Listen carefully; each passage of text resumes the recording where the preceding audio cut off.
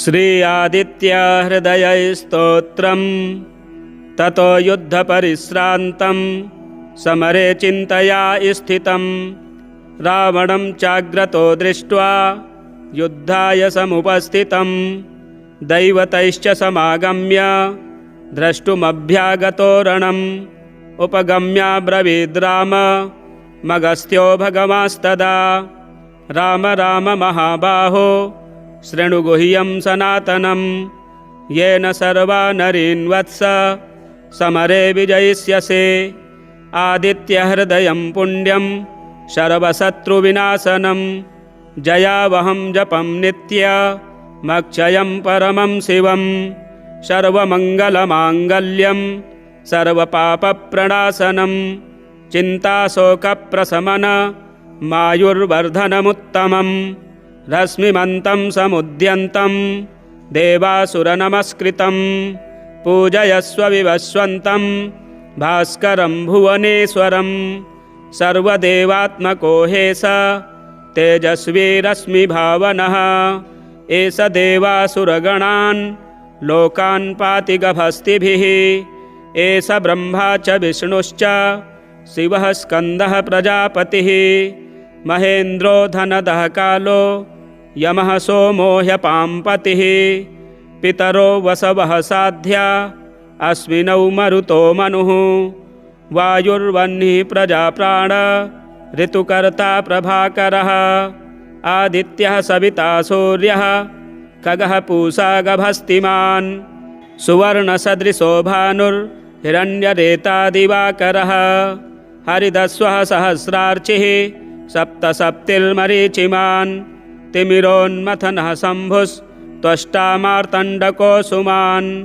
हिरण्यगर्भः शिशिरस्तपनो हस्करो रविः अग्निगर्भोदितेः पुत्रः शङ्खः शिशिरनाशनः व्योमनाथस्तमो भेदी ऋग्यजुःषामपारगः घनवृष्टिरपां मित्रो विन्ध्यवीथिप्लवङ्गमः आतपी मण्डली मृत्युः पिङ्गलः सर्वतापनः कविर्विश्वो महातेजा रक्तः सर्वभवोद्भवः नक्षत्रग्रहतारणा मधिपो विश्वभावनः तेजसामपि तेजस्वी द्वादशात्मन्नमोऽस्तु ते नमः सूर्याय गिरये पश्चिमायाद्रये नमः ज्योतिर्गणानां पतये दिनाधिपतये नमः जयाय जयभद्राय हर्यस्वाय नमो नमः नमो नमः सहस्रांशो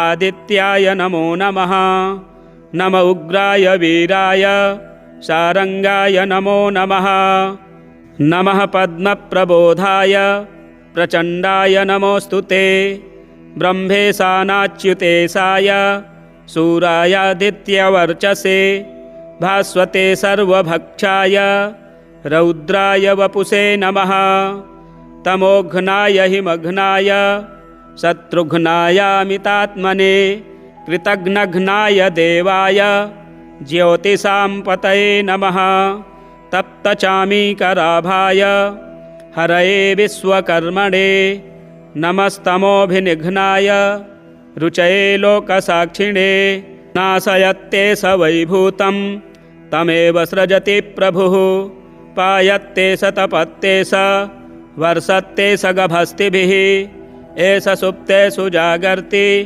भूतेषु परिनिष्ठितः एष चैवाग्निहोत्रं च फलं चैवाग्निहोत्रिणां देवाश्च क्रतवश्चैव क्रतूनां फलमेव च यानि कृत्यानि लोकेषु सर्वेषु परमप्रभुः एनमापत्सु कृच्छ्रेषु कान्तारेषु भयेषु च कीर्तयन् पुरुषः कश्चिन् नावसेदति राघव पूजयस्वैनमेकाग्रो देवदेवं जगत्पतिम् एतत्त्रिगुणितं जप्त्वा युद्धेषु विजयिष्यसि अस्मिन् क्षणे महाबाहो रावणं त्वं जहिष्यसि एवमुक्त्वा ततोऽगस्त्यो जगाम स यथागतम् एतच्छ्रुत्वा महातेजा नष्टशोको भवत्तदा धारयामास सुप्रीतो राघवः प्रयतात्मवान्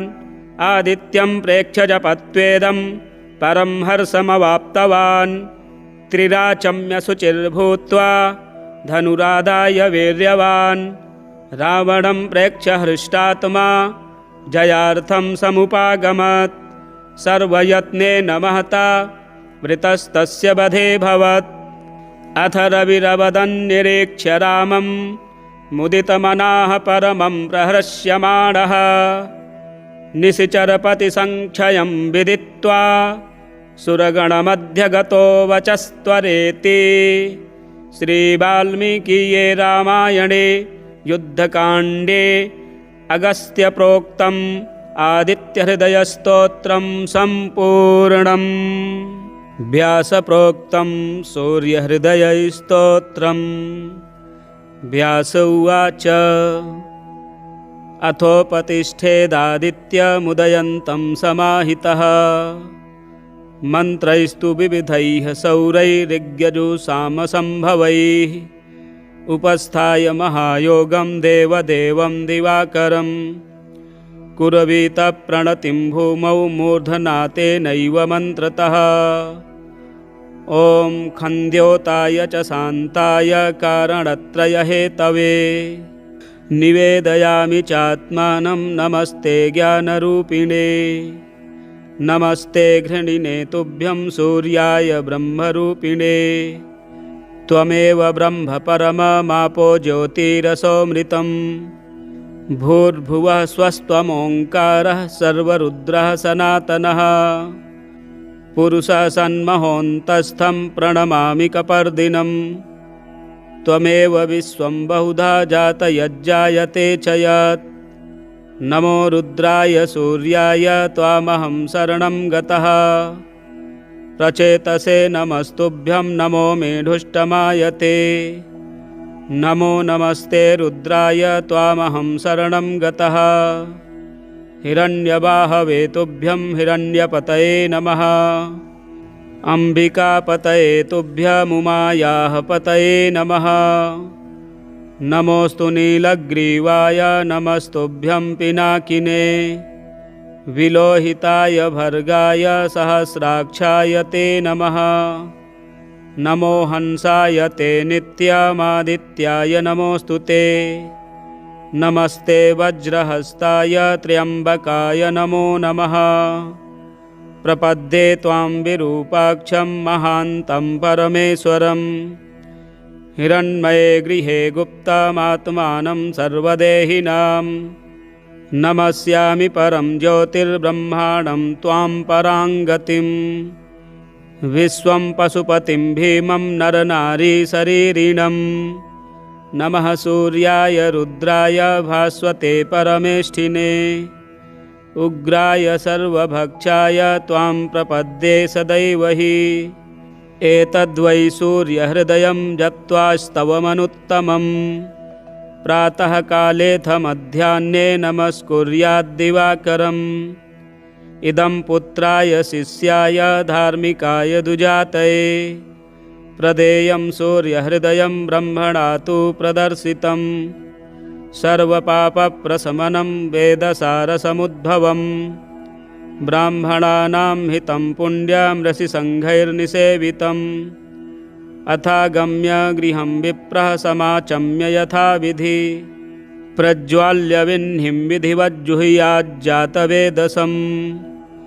ऋत्विक्पुत्रोऽथ पत्नी वा शिष्यो वापि सहोदरः प्राप्यानुज्ञां विशेषेण जुहुयुर्वा यथाविधि पवित्रपाणिः पूतात्मा शुक्लाम्बरधरः शुचिः अनन्यमानसो वह्निं जुहुयात् संयतेन्द्रियः अनन्यमानसो वह्निं जुहुयात् संयतेन्द्रियः व्यासप्रोक्तं सूर्यहृदयस्तोत्रं सम्पूर्णम् याज्ञवल्क्यकृतं सूर्यस्तोत्रं याज्ञवल्क्य उवाच नमः सवित्रे द्वाराय मुक्तेरमिततेजसे ऋग्यजुस्सामभूताय त्रयीधाम्ने च ते नमः। नमोऽग्निसोमभूताय जगतः कारणात्मने। भास्कराय परं तेजस्सौषुम्नरुचिबिभ्रते। कलाकाष्ठानिमेषादिकालज्ञानात्मरूपिणे। ध्येयाय विष्णुरूपाय परमाक्षररूपिणे। बिभर्ति यस्सुरगणानाप्यायेन्दुं स्वरश्मिभिः। स्वधामृतेन च पितृंस्तस्मै तृप्तात्मने नमः। हिमाम्बुघर्मवृष्टीनां कर्ता भर्ता च यः प्रभुः। तस्मै त्रिकालरूपाय नमः सूर्याय वेधसे। अपहन्ति तमो यश्च जगतोऽस्य जगत्पतिः। तस्य धामधरो देवो नमस्तस्मै विवस्वते। सत्कर्मयोग्यो न जनो नैवापः शुद्धिकारणम्। यस्मिन्ननुदिते तस्मै नमो देवाय भास्वते। स्पृष्टो यदंशुभिर्लोकः क्रियायोग्यो हि जायते। पवित्रकारणात्माय तस्मै शुद्धात्मने नमः। नमः सवित्रे सूर्याय भास्कराय विवस्वते। आदित्यायादिभूताय देवादीनां नमो नमः। हिरण्मयं रथं यस्य केतवो मृतवाजिनः। वहन्ति भुवनालोकचक्षुषं तं नमाम्यहम्। वहन्ति भुवनालोकचक्षुषं तं नमाम्यहम्। विष्णुपुराणे तृतीयभागे पञ्चमाध्यायनितर्गतं याज्ञवल्क्यकृतं सूर्यस्तोत्रं सम्पूर्णम्। श्री आदित्यहृदयस्तोत्रम्।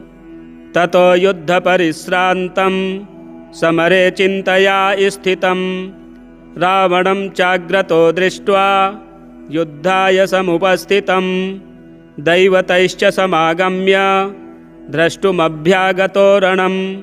उपगम्याब्रवीद् राम मगस्त्यो भगवांस्तदा। राम राम महाबाहो शृणु गुह्यं सनातनं। येन सर्वा नरीन् वत्स समरे विजयिष्यसे। आदित्यहृदयं पुण्यं सर्वशत्रुविनाशनं। जयावहं जपं नित्यमक्षयं परमं शिवं। सर्वमङ्गलमाङ्गल्यं सर्वपापप्रणाशनं। चिन्ताशोकप्रशमनमायुर्वर्धनमुत्तमम्। रश्मिमन्तं समुद्यन्तं देवासुरनमस्कृतं। पूजयस्व विवस्वन्तं भास्करं भुवनेश्वरं। सर्वदेवात्मको हेश तेजस्वी रश्मिभावनः।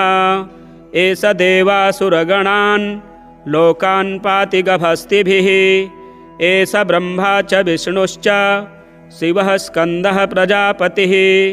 महेन्द्रो धनदः कालो यमः सोमो ह्यपाम्पतिः। पितरो वसवः साध्या अस्मिनौ मरुतो मनुः। वायुर्वह्निः प्रजाप्राण ऋतुकर्ता प्रभाकरः। आदित्यः सविता सूर्यः खगः पूषा गभस्तिमान्। सुवर्णसदृशो भानुर्हिरण्यरेता दिवाकरः। हरिदस्वः सहस्रार्चिः सप्तसप्तिर्मरीचिमान्। तिमिरोन्मथनः शम्भुस्त्वष्टा मार्तण्डकोसुमान्। हिरण्यगर्भः शिशिरस्तपनो हस्करो रविः। अग्निगर्भोदितेः पुत्रः शङ्खः शिशिरनाशनः। व्योमनाथस्तमो भेदी ऋग्यजुःषामपारगः। घनवृष्टिरपां मित्रो विन्ध्यवीथिप्लवङ्गमः। आतपी मण्डली मृत्युः पिङ्गलः सर्वतापनः। कविर्विश्वो महातेजा रक्तः सर्वभवोद्भवः। नक्षत्रग्रहतारणा मधिपो विश्वभावनः। तेजसामपि तेजस्वी द्वादशात्मन्नमोऽस्तु ते। नमः सूर्याय गिरये पश्चिमायाद्रये नमः। ज्योतिर्गणानां पतये दिनाधिपतये नमः। जयाय जयभद्राय हर्यस्वाय नमो नमः। नमो नमः सहस्रांशो आदित्याय नमो नमः। नम उग्राय वीराय शारंगाय नमो नमः। नमः पद्मप्रबोधाय प्रचण्डाय नमोऽस्तुते। ब्रह्मेशानाच्युतेशाय सूरायादित्यवर्चसे भास्वते सर्वभक्षाय रौद्राय वपुषे नमः। तमोघ्नाय हिमघ्नाय शत्रुघ्नायामितात्मने कृतघ्नघ्नाय देवाय ज्योतिषां पतये नमः। तप्तचामीकराभाय हरये विश्वकर्मणे नमस्तमोभिनिघ्नाय रुचये लोकसाक्षिणे। नाशयत्ते स वैभूतं तमेव सृजति प्रभुः। पायत्ते स तपत्ते स वर्षत्ते स गभस्तिभिः। एष सुप्तेषु जागर्ति भूतेषु परिनिष्ठितः। एष चैवाग्निहोत्रं च फलं चैवाग्निहोत्रिणां। देवाश्च क्रतवश्चैव क्रतूनां फलमेव च। यानि कृत्यानि लोकेषु सर्वेषु परमप्रभुः। एनमापत्सु कृच्छ्रेषु कान्तारेषु भयेषु च। कीर्तयन् पुरुषः कश्चिन् नावसेदति राघव। पूजयस्वैनमेकाग्रो देवदेवं जगत्पतिम्। एतत्त्रिगुणितं जप्त्वा युद्धेषु विजयिष्यसि। अस्मिन् क्षणे महाबाहो रावणं त्वं जहिष्यसि। एवमुक्त्वा ततोऽगस्त्यो जगाम स यथागतम्। एतच्छ्रुत्वा महातेजा नष्टशोको भवत्तदा। धारयामास सुप्रीतो राघवः प्रयतात्मवान्। आदित्यं प्रेक्ष्य जपत्वेदं परं हर्षमवाप्तवान्। त्रिराचम्य शुचिर्भूत्वा धनुरादाय वीर्यवान्। रावणं प्रेक्ष्य हृष्टात्मा जयार्थं समुपागमत्। सर्वयत्नेन महता वृतस्तस्य वधे भवत्। अथ रविरवदन्निरीक्ष्य रामं मुदितमनाः परमं प्रहृष्यमाणः। निशिचरपतिसङ्ख्यं विदित्वा सुरगणमध्यगतो वचस्त्वरेति। श्रीवाल्मीकीये रामायणे युद्धकाण्डे अगस्त्यप्रोक्तम् आदित्यहृदयस्तोत्रं सम्पूर्णम्। व्यासप्रोक्तं सूर्यहृदयस्तोत्रम्। व्यास उवाच अथोपतिष्ठेदादित्यमुदयन्तं समाहितः। मन्त्रैस्तु विविधैः सौरैरिग्यजुषामसम्भवैः। उपस्थाय महायोगं देवदेवं दिवाकरं। कुरवीतप्रणतिं भूमौ मूर्धनातेनैव मन्त्रतः। ॐ खन्द्योताय च शान्ताय कारणत्रयहेतवे। निवेदयामि चात्मानं नमस्ते ज्ञानरूपिणे। नमस्ते घृणिने तुभ्यं सूर्याय ब्रह्मरूपिणे। त्वमेव ब्रह्म परममापो ज्योतिरसोऽमृतम्। भूर्भुवः स्वस्त्वमोङ्कारः सर्वरुद्रः सनातनः। पुरुषः सन्महोऽन्तस्थं प्रणमामि कपर्दिनम्। त्वमेव विश्वं बहुधा जातयज्जायते च यत्। नमो रुद्राय सूर्याय त्वामहं शरणं गतः। प्रचेतसे नमस्तुभ्यं नमो मेढुष्टमायते। नमो नमस्ते रुद्राय त्वामहं शरणं गतः। हिरण्यबाहवे तुभ्यं हिरण्यपतये नमः। अम्बिकापतये तुभ्यमुमायाः पतये नमः। नमोऽस्तु नीलग्रीवाय नमस्तुभ्यं पिनाकिने। विलोहिताय भर्गाय सहस्राक्षाय ते नमः। नमो हंसाय ते नित्यमादित्याय नमोऽस्तु ते। नमस्ते वज्रहस्ताय त्र्यम्बकाय नमो नमः। प्रपद्ये त्वां विरूपाक्षं महान्तं परमेश्वरम् हिरण्मये गृहे गुप्तमात्मानं सर्वदेहिनां नमस्यामि परं ज्योतिर्ब्रह्माणं त्वां पराङ्गतिम् विश्वं पशुपतिं भीमं नरनारीशरीरिणम् नमः सूर्याय रुद्राय भास्वते परमेष्ठिने उग्राय सर्वभक्षाय त्वां प्रपद्ये सदैव हि एतद्वै सूर्यहृदयं जप्त्वास्तवमनुत्तमम् प्रातःकालेऽथ मध्याह्ने नमस्कुर्याद्दिवाकरम् इदं पुत्राय शिष्याय धार्मिकाय दुजातये प्रदेयं सूर्यहृदयं ब्रह्मणा तु प्रदर्शितं सर्वपापप्रशमनं वेदसारसमुद्भवम् ब्राह्मणानां हितं पुण्यं ऋषिसङ्घैर्निसेवितम् अथागम्य गृहं विप्रः समाचम्य यथाविधि प्रज्वाल्य विह्निं विधिवज्जुहुयाज्जातवेदसम् ऋत्विक्पुत्रोऽथ पत्नी वा शिष्यो वापि सहोदरः प्राप्यानुज्ञां विशेषेण जुहुयुर्वा यथाविधि पवित्रपाणिः पूतात्मा शुक्लाम्बरधरः शुचिः अनन्यमानसो वह्निं जुहुयात् संयतेन्द्रियः अनन्यमानसो वह्निं जुहुयात् संयतेन्द्रियः व्यासप्रोक्तं सूर्यहृदयस्तोत्रं सम्पूर्णम्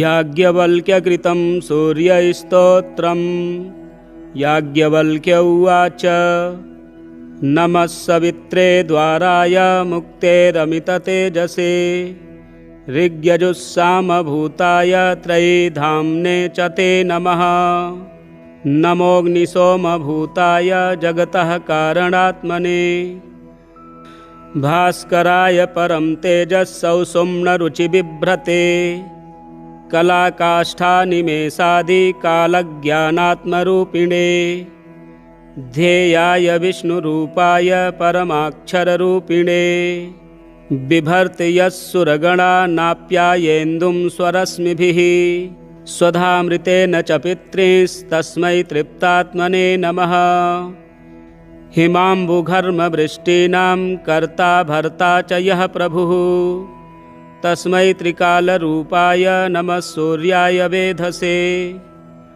अपहन्ति तमो यश्च जगतोऽस्य जगत्पतिः तस्य धामधरो देवो नमस्तस्मै विवस्वते सत्कर्मयोग्यो न जनो नैवापः शुद्धिकारणम् यस्मिन्ननुदिते तस्मै नमो देवाय भास्वते स्पृष्टो यदंशुभिर्लोकः क्रियायोग्यो हि जायते पवित्रकारणात्माय तस्मै शुद्धात्मने नमः नमः सवित्रे सूर्याय भास्कराय विवस्वते आदित्यायादिभूताय देवादीनां नमो नमः हिरण्मयं रथं यस्य केतवोऽमृतवाजिनः वहन्ति भुवनालोकचक्षुषं तं नमाम्यहम् वहन्ति भुवनालोकचक्षुषं तं नमाम्यहम्। विष्णुपुराणे तृतीयभागे पञ्चमाध्यायनितर्गतं याज्ञवल्क्यकृतं सूर्यस्तोत्रं सम्पूर्णम्।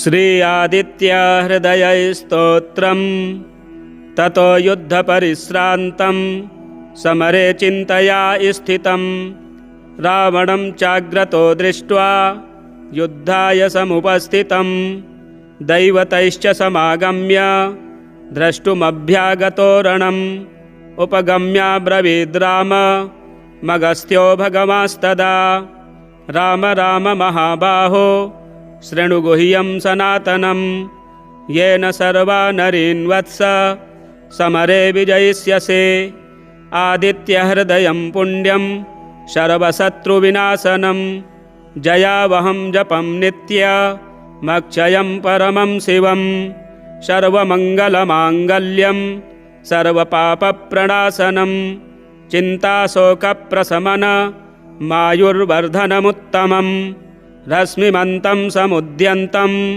देवासुरनमस्कृतं पूजयस्व विवस्वन्तं भास्करं भुवनेश्वरं सर्वदेवात्मको हेस तेजस्वी रश्मिभावनः एष देवासुरगणान् लोकान् पाति गभस्तिभिः एष ब्रह्मा च विष्णुश्च शिवः स्कन्दः प्रजापतिः महेन्द्रो धनदः कालो यमः सोमो ह्यपाम्पतिः पितरो वसवः साध्या अस्मिनौ मरुतो मनुः वायुर्वह्निः प्रजाप्राण ऋतुकर्ता प्रभाकरः आदित्यः सविता सूर्यः खगः पूषा गभस्तिमान् सुवर्णसदृशो भानुर्हिरण्यरेता दिवाकरः हरिदस्वः सहस्रार्चिः सप्तसप्तिर्मरीचिमान् तिमिरोन्मथनः शम्भुस्त्वष्टा मार्तण्डको सुमान् हिरण्यगर्भः शिशिरस्तपनो हस्करो रविः अग्निगर्भोदितेः पुत्रः शङ्खः शिशिरनाशनः व्योमनाथस्तमो भेदी ऋग्यजुःषामपारगः घनवृष्टिरपां मित्रो विन्ध्यवीथिप्लवङ्गमः आतपी मण्डली मृत्युः पिङ्गलः सर्वतापनः कविर्विश्वो महातेजा रक्तः सर्वभवोद्भवः नक्षत्रग्रहतारणा मधिपो विश्वभावनः तेजसामपि तेजस्वी द्वादशात्मन्नमोऽस्तु ते नमः सूर्याय गिरये पश्चिमायाद्रये नमः ज्योतिर्गणानां पतये दिनाधिपतये नमः जयाय जयभद्राय हर्यस्वाय नमो नमः नमो नमः सहस्रांशो आदित्याय नमो नमः नम उग्राय वीराय शारङ्गाय नमो नमः नमः पद्मप्रबोधाय प्रचण्डाय नमोऽस्तु ते ब्रह्मेशानाच्युतेशाय सूरायादित्यवर्चसे भास्वते सर्वभक्षाय रौद्राय वपुषे नमः तमोघ्नाय हिमघ्नाय शत्रुघ्नायामितात्मने कृतघ्नघ्नाय देवाय ज्योतिषां पतये नमः तप्तचामीकराभाय हरये विश्वकर्मणे नमस्तमोभिनिघ्नाय रुचये लोकसाक्षिणे नाशयत्ते स वैभूतं तमेव सृजति प्रभुः पायत्ते स तपत्ते स वर्षत्ते स गभस्तिभिः एष सुप्तेषु जागर्ति भूतेषु परिनिष्ठितः एष चैवाग्निहोत्रं च फलं चैवाग्निहोत्रिणां देवाश्च क्रतवश्चैव क्रतूनां फलमेव च यानि कृत्यानि लोकेषु सर्वेषु परमप्रभुः एनमापत्सु कृच्छ्रेषु कान्तारेषु भयेषु च कीर्तयन् पुरुषः कश्चिन् नावसेदति राघव पूजयस्वैनमेकाग्रो देवदेवं जगत्पतिम् एतत्त्रिगुणितं जप्त्वा युद्धेषु विजयिष्यसि अस्मिन् क्षणे महाबाहो रावणं त्वं जहिष्यसि एवमुक्त्वा ततोऽगस्त्यो जगाम स यथागतम् एतच्छ्रुत्वा महातेजा नष्टशोको भवत्तदा धारयामास सुप्रीतो राघवः प्रयतात्मवान् आदित्यं प्रेक्ष्य जपत्वेदं परं हर्षमवाप्तवान् त्रिराचम्य शुचिर्भूत्वा धनुरादाय वीर्यवान् रावणं प्रेक्ष्य हृष्टात्मा जयार्थं समुपागमत् सर्वयत्नेन महता वृतस्तस्य वधेऽभवत् अथ रविरवदन्निरीक्ष्य रामं मुदितमनाः परमं प्रहृष्यमाणः निशिचरपतिसङ्क्षयं विदित्वा सुरगणमध्यगतो वचस्त्वरेति श्रीवाल्मीकीये रामायणे युद्धकाण्डे अगस्त्यप्रोक्तं आदित्यहृदयस्तोत्रं सम्पूर्णम्। व्यासप्रोक्तं सूर्यहृदयस्तोत्रम्। व्यास उवाच अथोपतिष्ठेदादित्यमुदयन्तं समाहितः मन्त्रैस्तु विविधैः सौरैरिग्यजुषामसम्भवैः उपस्थाय महायोगं देवदेवं दिवाकरं कुर्वीत प्रणतिं भूमौ मूर्धना तेनैव मन्त्रतः। ॐ खन्द्योताय च शान्ताय कारणत्रयहेतवे निवेदयामि चात्मानं नमस्ते ज्ञानरूपिणे। नमस्ते घृणिने तुभ्यं सूर्याय ब्रह्मरूपिणे। त्वमेव ब्रह्म परममापो ज्योतिरसोऽमृतं भूर्भुवः स्वस्त्वमोङ्कारः सर्वरुद्रः सनातनः। पुरुषः सन्महोऽन्तस्थं प्रणमामि कपर्दिनं। त्वमेव विश्वं बहुधा जातयज्जायते च यत्। नमो रुद्राय सूर्याय त्वामहं शरणं गतः। प्रचेतसे नमस्तुभ्यं नमो मेढुष्टमायते। नमो नमस्ते रुद्राय त्वामहं शरणं गतः। हिरण्यबाहवे तुभ्यं हिरण्यपतये नमः। अम्बिकापतये तुभ्यमुमायाः पतये नमः। नमोऽस्तु नीलग्रीवाय नमस्तुभ्यं पिनाकिने। विलोहिताय भर्गाय सहस्राक्षाय ते नमः। नमो हंसाय ते नित्यमादित्याय नमोऽस्तु ते। नमस्ते वज्रहस्ताय त्र्यम्बकाय नमो नमः। प्रपद्ये त्वां विरूपाक्षं महान्तं परमेश्वरं। हिरण्मये गृहे गुप्तमात्मानं सर्वदेहिनां। नमस्यामि परं ज्योतिर्ब्रह्माणं त्वां पराङ्गतिं। विश्वं पशुपतिं भीमं नरनारीशरीरिणं। नमः सूर्याय रुद्राय भास्वते परमेष्ठिने। उग्राय सर्वभक्षाय त्वां प्रपद्ये सदैव हि। एतद्वै सूर्यहृदयं जप्त्वास्तवमनुत्तमम्। प्रातःकालेऽथ मध्याह्ने नमस्कुर्याद्दिवाकरम्। इदं पुत्राय शिष्याय धार्मिकाय दुजातये। प्रदेयं सूर्यहृदयं ब्रह्मणा तु प्रदर्शितं। सर्वपापप्रशमनं वेदसारसमुद्भवं। ब्राह्मणानां हितं पुण्यं ऋषिसङ्घैर्निसेवितम्। अथागम्य गृहं विप्रः समाचम्य यथाविधि। प्रज्वाल्य विह्निं विधिवज्जुहुयाज्जातवेदसम्। ऋत्विक्पुत्रोऽथ पत्नी वा शिष्यो वापि सहोदरः। प्राप्यानुज्ञां विशेषेण जुहुयुर्वा यथाविधि। पवित्रपाणिः पूतात्मा शुक्लाम्बरधरः शुचिः। अनन्यमानसो वह्निं जुहुयात् संयतेन्द्रियः। अनन्यमानसो वह्निं जुहुयात् संयतेन्द्रियः। व्यासप्रोक्तं सूर्यहृदयस्तोत्रं सम्पूर्णम्।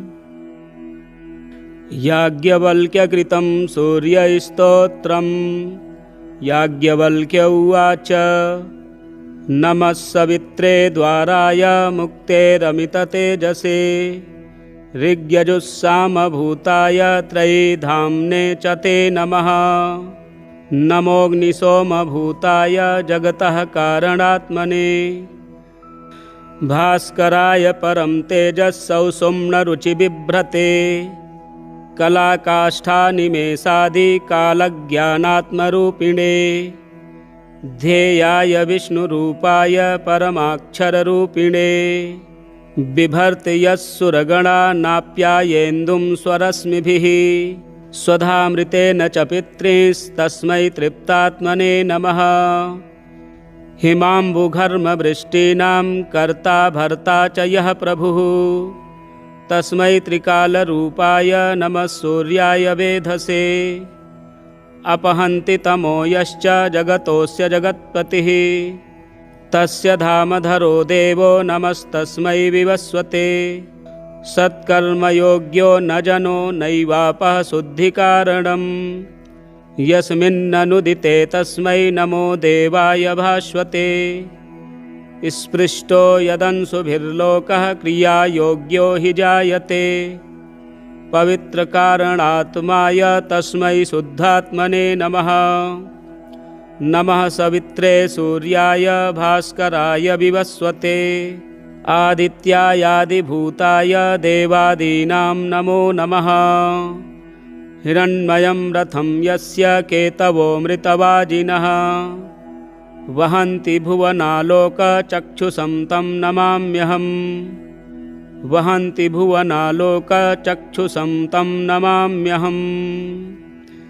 विष्णुपुराणे तृतीयभागे पञ्चमाध्यायनितर्गतं याज्ञवल्क्यकृतं सूर्यस्तोत्रं सम्पूर्णम्। श्री आदित्य हृदय स्तोत्रम् ततो युद्धपरिश्रान्तं समरे चिन्तया स्थितं रावणं चाग्रतो दृष्ट्वा युद्धाय समुपस्थितं दैवतैश्च समागम्य द्रष्टुमभ्यागतो रणम् उपगम्याब्रवीद् राम मगस्त्यो भगवांस्तदा राम राम महाबाहो शृणु गुह्यं सनातनं येन सर्वा नरीन् वत्स समरे विजयिष्यसे आदित्यहृदयं पुण्यं सर्वशत्रुविनाशनं जयावहं जपं नित्यमक्षयं परमं शिवं सर्वमङ्गलमाङ्गल्यं सर्वपापप्रणाशनं चिन्ताशोकप्रशमन मायुर्वर्धनमुत्तमं रश्मिमन्तं समुद्यन्तं देवासुरनमस्कृतं पूजयस्व विवस्वन्तं भास्करं भुवनेश्वरं सर्वदेवात्मको हेस तेजस्वी रश्मिभावनः एष देवासुरगणान् लोकान् पाति गभस्तिभिः एष ब्रह्मा च विष्णुश्च शिवः स्कन्दः प्रजापतिः महेन्द्रो धनदः कालो यमः सोमो ह्यपाम्पतिः पितरो वसवः साध्या अस्मिनौ मरुतो मनुः वायुर्वह्निः प्रजाप्राण ऋतुकर्ता प्रभाकरः आदित्यः सविता सूर्यः खगः पूषा गभस्तिमान् सुवर्णसदृशो भानुर्हिरण्यरेता दिवाकरः हरिदस्वः सहस्रार्चिः सप्तसप्तिर्मरीचिमान् तिमिरोन्मथनः शम्भुस्त्वष्टा मार्तण्डको सुमान् हिरण्यगर्भः शिशिरस्तपनो हस्करो रविः अग्निगर्भोदितेह पुत्रः शङ्खः शिशिरनाशनः व्योमनाथस्तमो भेदी ऋग्यजुषामपारगः घनवृष्टिरपां मित्रो विन्ध्यवीथिप्लवङ्गमः आतपी मण्डली मृत्युः पिङ्गलः सर्वतापनः कविर्विश्वो महातेजा रक्तः सर्वभवोद्भवः नक्षत्रग्रहतारणा मधिपो विश्वभावनः तेजसामपि तेजस्वी द्वादशात्मन्नमोऽस्तु ते नमः सूर्याय गिरये पश्चिमायाद्रये नमः ज्योतिर्गणानां पतये दिनाधिपतये नमः जयाय जयभद्राय हर्यस्वाय नमो नमः नमो नमः सहस्रांशो आदित्याय नमो नमः नम उग्राय वीराय शारङ्गाय नमो नमः नमः पद्मप्रबोधाय प्रचण्डाय नमोऽस्तु ते ब्रह्मेशानाच्युतेशाय सूरायादित्यवर्चसे भास्वते सर्वभक्षाय रौद्राय वपुषे नमः तमोघ्नाय हिमघ्नाय शत्रुघ्नायामितात्मने कृतघ्नघ्नाय देवाय ज्योतिषां पतये नमः तप्तचामीकराभाय हरये विश्वकर्मणे नमस्तमोभिनिघ्नाय रुचये लोकसाक्षिणे नाशयत्ते स वैभूतं तमेव सृजति प्रभुः पायत्ते स तपत्ते स वर्षत्ते स गभस्तिभिः एष सुप्तेषु जागर्ति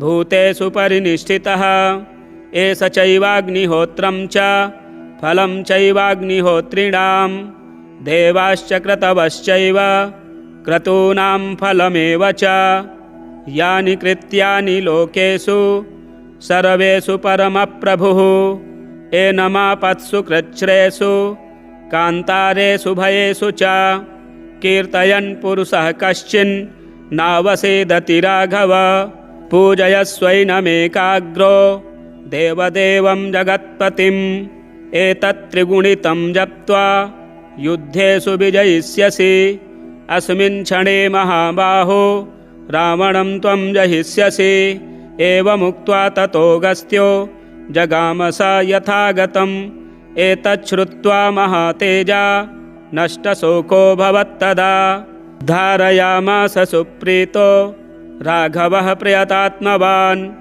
आदित्यं प्रेक्ष्य जपत्वेदं परं हर्षमवाप्तवान् त्रिराचम्य शुचिर्भूत्वा धनुरादाय वीर्यवान् रावणं प्रेक्ष्य हृष्टात्मा जयार्थं समुपागमत् सर्वयत्नेन महता वृतस्तस्य वधेऽभवत् अथ रविरवदन्निरीक्ष्य रामं मुदितमनाः परमं प्रहृष्यमाणः निशिचरपतिसङ्ख्यं विदित्वा सुरगणमध्यगतो वचस्त्वरेति। श्रीवाल्मीकीये रामायणे युद्धकाण्डे अगस्त्यप्रोक्तम् आदित्यहृदयस्तोत्रं सम्पूर्णम्। व्यासप्रोक्तं सूर्यहृदयस्तोत्रम्। व्यास उवाच अथोपतिष्ठेदादित्यमुदयन्तं समाहितः मन्त्रैस्तु विविधैः सौरैरिग्यजुषामसम्भवैः उपस्थाय महायोगं देवदेवं दिवाकरं कुरवीतप्रणतिं भूमौ मूर्धनातेनैव मन्त्रतः ॐ खन्द्योताय च शान्ताय कारणत्रयहेतवे निवेदयामि चात्मानं नमस्ते ज्ञानरूपिणे नमस्ते घृणिने तुभ्यं सूर्याय ब्रह्मरूपिणे त्वमेव ब्रह्म परममापो ज्योतिरसोऽमृतम् भूर्भुवः स्वस्त्वमोङ्कारः सर्वरुद्रः सनातनः पुरुषः सन्महोऽन्तस्थं प्रणमामि कपर्दिनं त्वमेव विश्वं बहुधा जातयज्जायते च यत् नमो रुद्राय सूर्याय त्वामहं शरणं गतः प्रचेतसे नमस्तुभ्यं नमो मेढुष्टमायते नमो नमस्ते रुद्राय त्वामहं शरणं गतः हिरण्यबाहवे तुभ्यं हिरण्यपतये नमः अम्बिकापतये तुभ्यमुमायाः पतये नमः नमोऽस्तु नीलग्रीवाय नमस्तुभ्यं पिनाकिने विलोहिताय भर्गाय सहस्राक्षाय ते नमः नमो हंसाय ते नित्यमादित्याय नमोऽस्तु ते नमस्ते वज्रहस्ताय त्र्यम्बकाय नमो नमः प्रपद्ये त्वां विरूपाक्षं महान्तं परमेश्वरं हिरण्मये गृहे गुप्तमात्मानं सर्वदेहिनां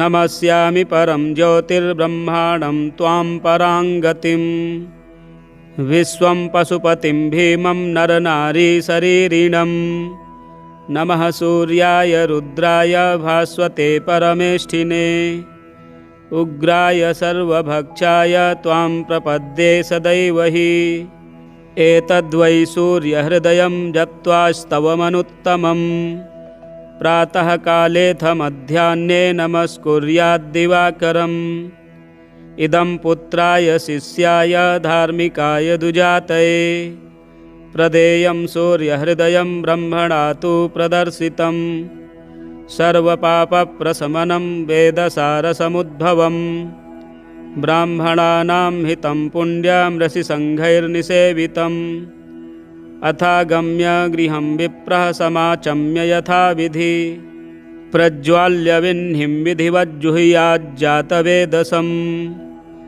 ऋत्विक्पुत्रोऽथ पत्नी वा शिष्यो वापि सहोदरः प्राप्यानुज्ञां विशेषेण जुहुयुर्वा यथाविधि पवित्रपाणिः पूतात्मा शुक्लाम्बरधरः शुचिः अनन्यमानसो वह्निं जुहुयात् संयतेन्द्रियः अनन्यमानसो वह्निं जुहुयात् संयतेन्द्रियः व्यासप्रोक्तं सूर्यहृदयस्तोत्रं सम्पूर्णम्।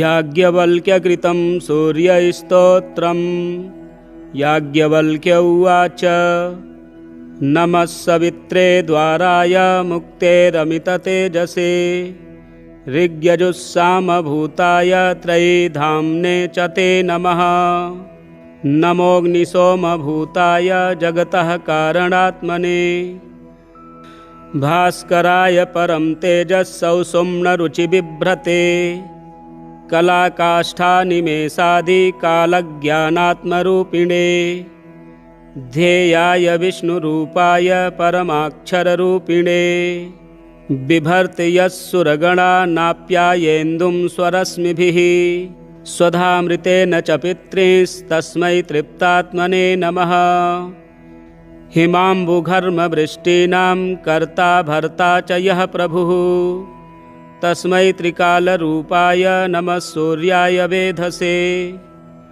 अपहन्ति तमो यश्च जगतोऽस्य जगत्पतिः तस्य धामधरो देवो नमस्तस्मै विवस्वते सत्कर्मयोग्यो न जनो नैवापः शुद्धिकारणम् यस्मिन्ननुदिते तस्मै नमो देवाय भास्वते स्पृष्टो यदंशुभिर्लोकः क्रियायोग्यो हि जायते पवित्रकारणात्माय तस्मै शुद्धात्मने नमः नमः सवित्रे सूर्याय भास्कराय विवस्वते आदित्यायादिभूताय देवादीनां नमो नमः हिरण्मयं रथं यस्य केतवो मृतवाजिनः वहन्ति भुवनालोकचक्षुषं तं नमाम्यहम् वहन्ति भुवनालोकचक्षुषं तं नमाम्यहम्। विष्णुपुराणे तृतीयभागे पञ्चमाध्यायनितर्गतं याज्ञवल्क्यकृतं सूर्यस्तोत्रं सम्पूर्णम्। श्री आदित्यहृदयस्तोत्रं ततो युद्धपरिश्रान्तं समरे चिन्तया स्थितं रावणं चाग्रतो दृष्ट्वा युद्धाय समुपस्थितं दैवतैश्च समागम्य द्रष्टुमभ्यागतो रणम् उपगम्याब्रवीद् राम मगस्त्यो भगवांस्तदा राम राम महाबाहो शृणु गुह्यं सनातनं येन सर्वा नरीन् वत्स समरे विजयिष्यसे आदित्यहृदयं पुण्यं सर्वशत्रुविनाशनं जयावहं जपं नित्यमक्षयं परमं शिवं सर्वमङ्गलमाङ्गल्यं सर्वपापप्रणाशनं चिन्ताशोकप्रशमन मायुर्वर्धनमुत्तमं रश्मिमन्तं समुद्यन्तं देवासुरनमस्कृतं पूजयस्व विवस्वन्तं भास्करं भुवनेश्वरं सर्वदेवात्मको हेस तेजस्वी रश्मिभावनः एष देवासुरगणान् लोकान् पाति गभस्तिभिः एष ब्रह्मा च विष्णुश्च शिवः स्कन्दः प्रजापतिः महेन्द्रो धनदः कालो यमः सोमो ह्यपाम्पतिः पितरो वसवः साध्या अश्विनौ मरुतो मनुः वायुर्वह्निः प्रजाप्राण ऋतुकर्ता प्रभाकरः आदित्यः सविता सूर्यः खगः पूषा गभस्तिमान् सुवर्णसदृशो भानुर्हिरण्यरेता दिवाकरः हरिदस्वः सहस्रार्चिः सप्तसप्तिर्मरीचिमान् तिमिरोन्मथनः शम्भुस्त्वष्टा मार्तण्डको सुमान् हिरण्यगर्भः शिशिरस्तपनोहस्करो रविः अग्निगर्भोदितेः पुत्रः शङ्खः शिशिरनाशनः व्योमनाथस्तमोभेदी ऋग्यजुःषामपारगः घनवृष्टिरपां मित्रो विन्ध्यवीथिप्लवङ्गमः आतपी मण्डली मृत्युः पिङ्गलः सर्वतापनः कविर्विश्वो महातेजा रक्तः सर्वभवोद्भवः नक्षत्रग्रहतारणा मधिपो विश्वभावनः तेजसामपि तेजस्वी द्वादशात्मन्नमोऽस्तु ते नमः सूर्याय गिरये पश्चिमायाद्रये नमः ज्योतिर्गणानां पतये दिनाधिपतये नमः जयाय जयभद्राय हर्यस्वाय नमो नमः नमो नमः सहस्रांशो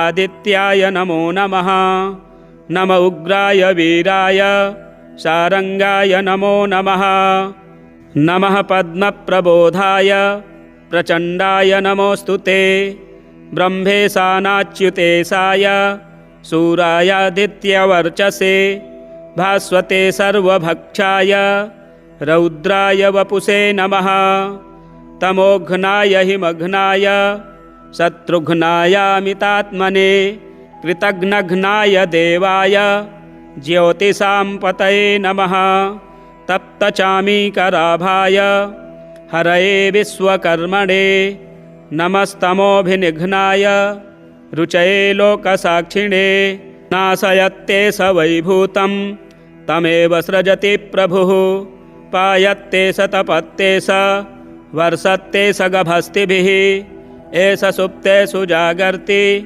भूतेषु परिनिष्ठितः एष चैवाग्निहोत्रं च फलं चैवाग्निहोत्रिणां देवाश्च क्रतवश्चैव क्रतूनां फलमेव च यानि कृत्यानि लोकेषु सर्वेषु परमप्रभुः एनमापत्सु कृच्छ्रेषु कान्तारेषु भयेषु च कीर्तयन् पुरुषः कश्चिन् नावसेदति राघव पूजयस्वैनमेकाग्रो देवदेवं जगत्पतिम् एतत्त्रिगुणितं जप्त्वा युद्धेषु विजयिष्यसि अस्मिन् क्षणे महाबाहो रावणं त्वं जहिष्यसि एवमुक्त्वा ततोऽगस्त्यो जगाम स यथागतम् एतच्छ्रुत्वा महातेजा नष्टशोको भवत्तदा धारयामास सुप्रीतो राघवः प्रयतात्मवान्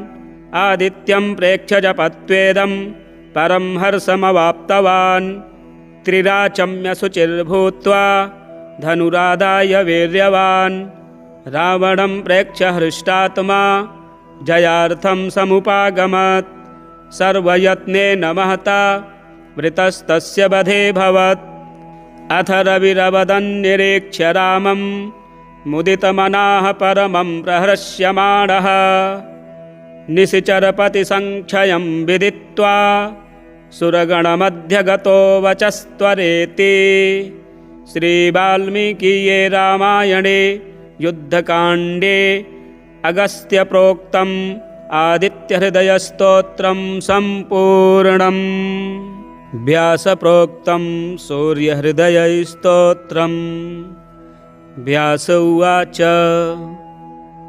अथोपतिष्ठेदादित्यमुदयन्तं समाहितः मन्त्रैस्तु विविधैः सौरैरिग्यजुषामसम्भवैः उपस्थाय महायोगं देवदेवं दिवाकरं कुरवीतप्रणतिं भूमौ मूर्धनातेनैव मन्त्रतः ॐ खन्द्योताय च शान्ताय कारणत्रयहेतवे निवेदयामि चात्मानं नमस्ते ज्ञानरूपिणे नमस्ते घृणिने तुभ्यं सूर्याय ब्रह्मरूपिणे त्वमेव ब्रह्म परममापो ज्योतिरसोऽमृतम् भूर्भुवः स्वस्त्वमोङ्कारः सर्वरुद्रः सनातनः पुरुषः सन्महोऽन्तस्थं प्रणमामि कपर्दिनम् त्वमेव विश्वं बहुधा जातयज्जायते च यत्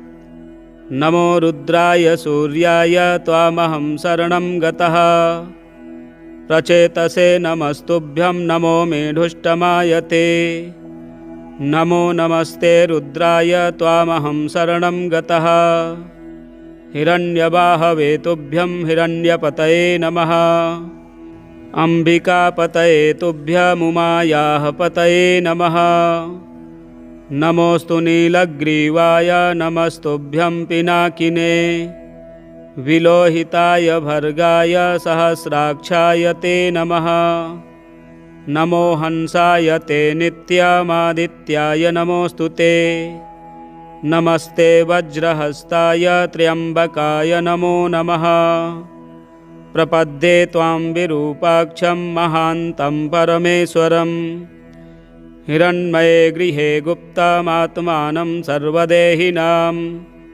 नमस्यामि परं ज्योतिर्ब्रह्माणं त्वां पराङ्गतिं विश्वं पशुपतिं भीमं नरनारीशरीरिणं नमः सूर्याय रुद्राय भास्वते परमेष्ठिने उग्राय सर्वभक्षाय त्वां प्रपद्ये सदैव हि एतद्वै सूर्यहृदयं जप्त्वास्तवमनुत्तमं प्रातःकालेऽथ मध्याह्ने नमस्कुर्याद्दिवाकरम् इदं पुत्राय शिष्याय धार्मिकाय दुजातये प्रदेयं सूर्यहृदयं ब्रह्मणा तु प्रदर्शितम् सर्वपापप्रशमनं वेदसारसमुद्भवं ब्राह्मणानां हितं पुण्यं ऋषिसङ्घैर्निसेवितम् अथागम्य गृहं विप्रः समाचम्य यथाविधि प्रज्वाल्य विह्निं विधिवज्जुहुयाज्जातवेदसम् ऋत्विक्पुत्रोऽथ पत्नी वा शिष्यो वापि सहोदरः प्राप्यानुज्ञां विशेषेण जुहुयुर्वा यथाविधि पवित्रपाणिः पूतात्मा शुक्लाम्बरधरः शुचिः अनन्यमानसो वह्निं जुहुयात् संयतेन्द्रियः अनन्यमानसो वह्निं जुहुयात् संयतेन्द्रियः व्यासप्रोक्तं सूर्यहृदयस्तोत्रं सम्पूर्णम्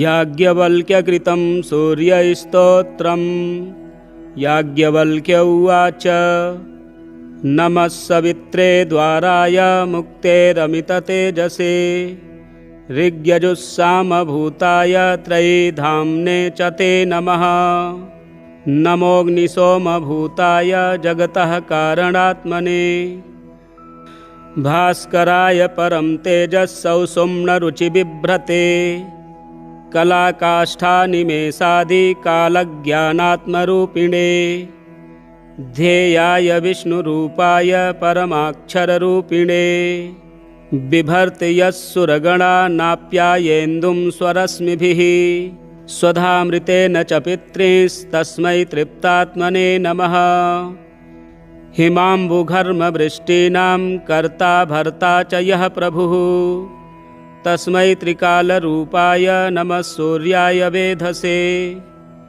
अपहन्ति तमो यश्च जगतोऽस्य जगत्पतिः तस्य धामधरो देवो नमस्तस्मै विवस्वते सत्कर्मयोग्यो न जनो नैवापः शुद्धिकारणम् यस्मिन्ननुदिते तस्मै नमो देवाय भास्वते स्पृष्टो यदंशुभिर्लोकः क्रियायोग्यो हि जायते पवित्रकारणात्माय तस्मै शुद्धात्मने नमः नमः सवित्रे सूर्याय भास्कराय विवस्वते आदित्यायादिभूताय देवादीनां नमो नमः हिरण्मयं रथं यस्य केतवो मृतवाजिनः वहन्ति भुवनालोकचक्षुषं तं नमाम्यहम् वहन्ति भुवनालोकचक्षुषं तं नमाम्यहम्।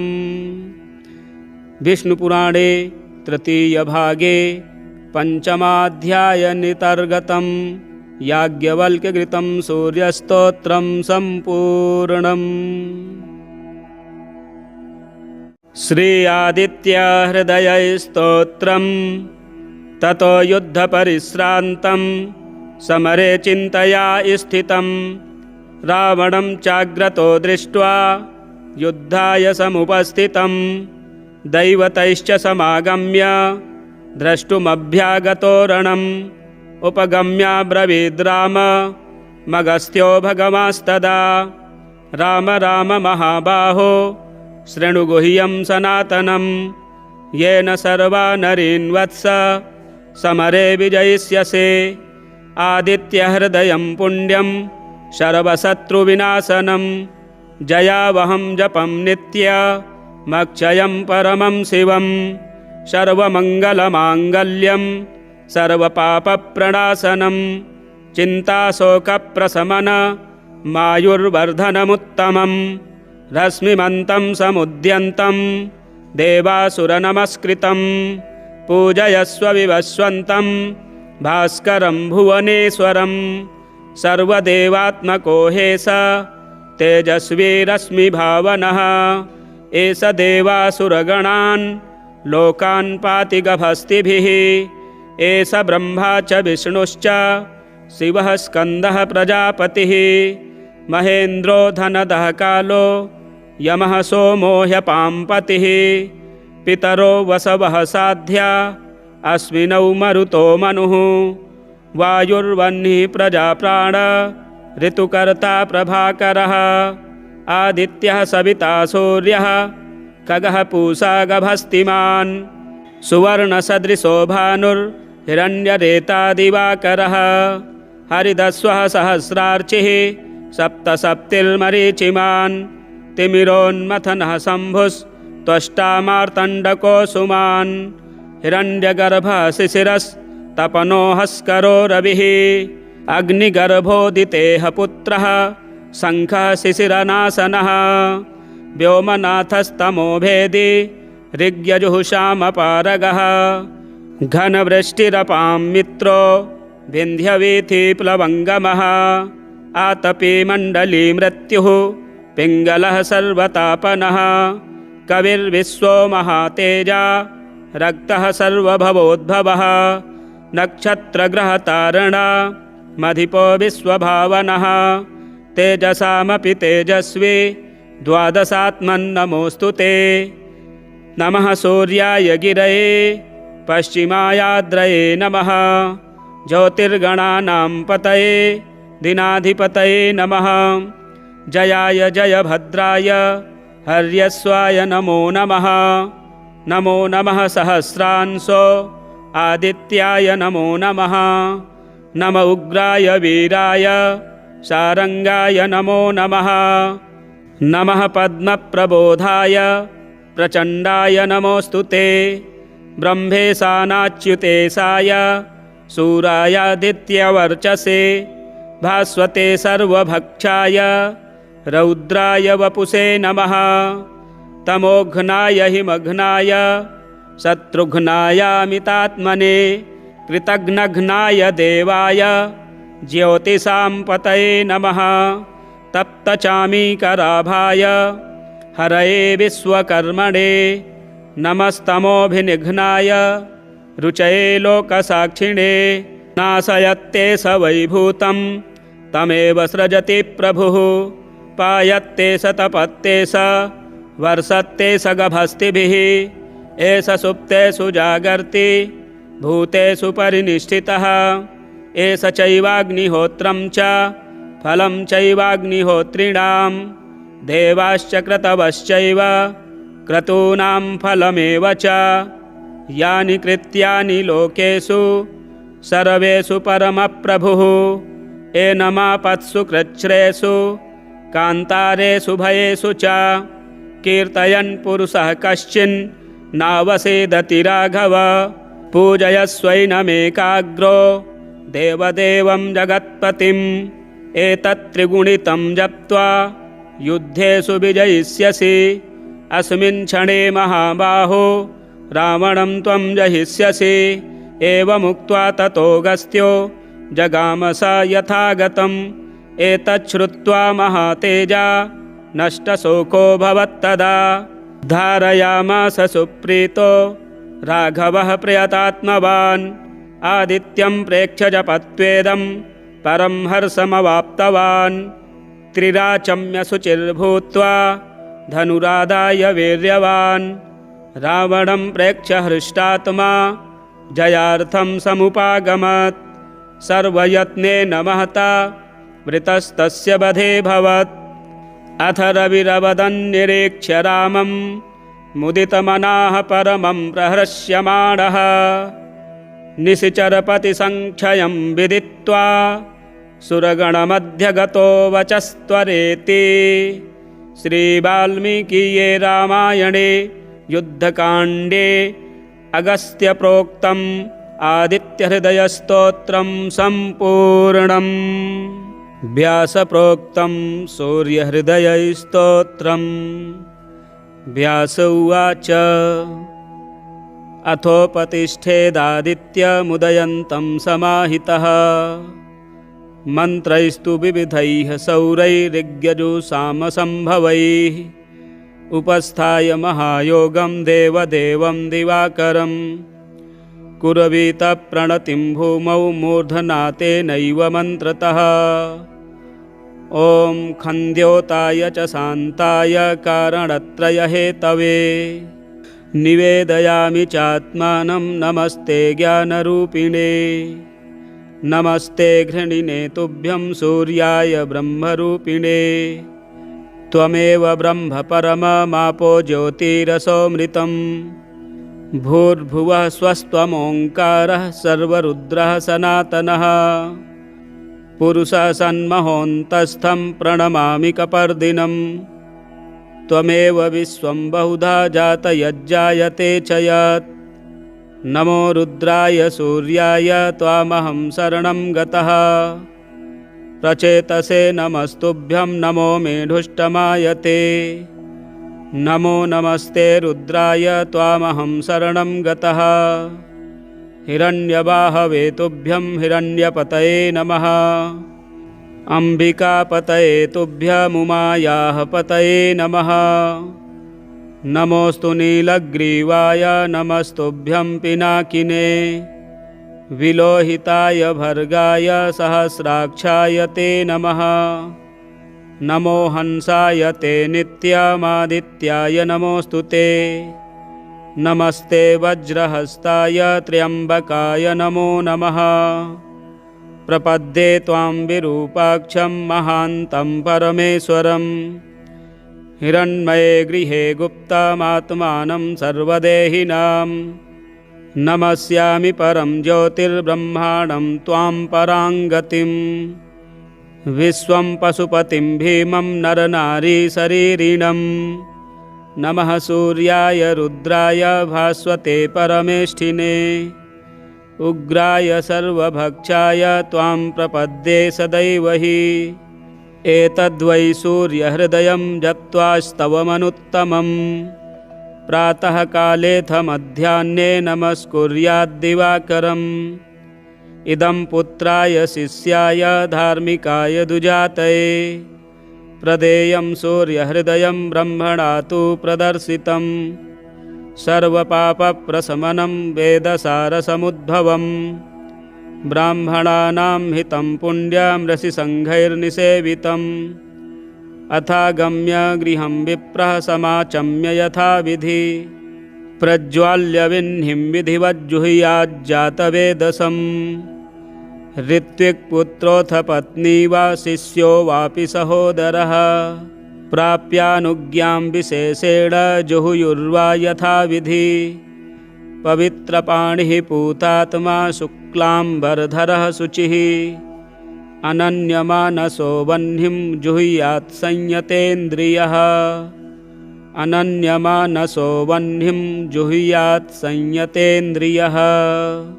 व्यासप्रोक्तं सूर्यहृदयस्तोत्रं सम्पूर्णम्। याज्ञवल्क्यकृतं सूर्यस्तोत्रं। याज्ञवल्क्य उवाच नमः सवित्रे द्वाराय मुक्तेरमिततेजसे ऋग्यजुस्सामभूताय त्रयीधाम्ने च ते नमः। नमोऽग्निसोमभूताय जगतः कारणात्मने भास्कराय परं तेजस्सौषुम्नरुचिबिभ्रते कलाकाष्ठानिमेषादिकालज्ञानात्मरूपिणे ध्येयाय विष्णुरूपाय परमाक्षररूपिणे बिभर्ति यस्सुरगणानाप्यायेन्दुं स्वरश्मिभिः स्वधामृतेन च पितृस्तस्मै तृप्तात्मने नमः। हिमाम्बुघर्मवृष्टीनां कर्ता भर्ता च यः प्रभुः तस्मै त्रिकालरूपाय नमः। सूर्याय वेधसे अपहन्ति तमो यश्च जगतोऽस्य जगत्पतिः तस्य धामधरो देवो नमस्तस्मै विवस्वते। सत्कर्मयोग्यो न जनो नैवापः शुद्धिकारणं यस्मिन्ननुदिते तस्मै नमो देवाय भास्वते। स्पृष्टो यदंशुभिर्लोकः क्रियायोग्यो हि जायते पवित्रकारणात्माय तस्मै शुद्धात्मने नमः। नमः सवित्रे सूर्याय भास्कराय विवस्वते आदित्यायादिभूताय देवादीनां नमो नमः। हिरण्मयं रथं यस्य केतवो मृतवाजिनः वहन्ति भुवनालोकचक्षुषं तं नमाम्यहम्। वहन्ति भुवनालोकचक्षुषं तं नमाम्यहम्। विष्णुपुराणे तृतीयभागे पञ्चमाध्यायनितर्गतं याज्ञवल्क्यकृतं सूर्यस्तोत्रं सम्पूर्णम्।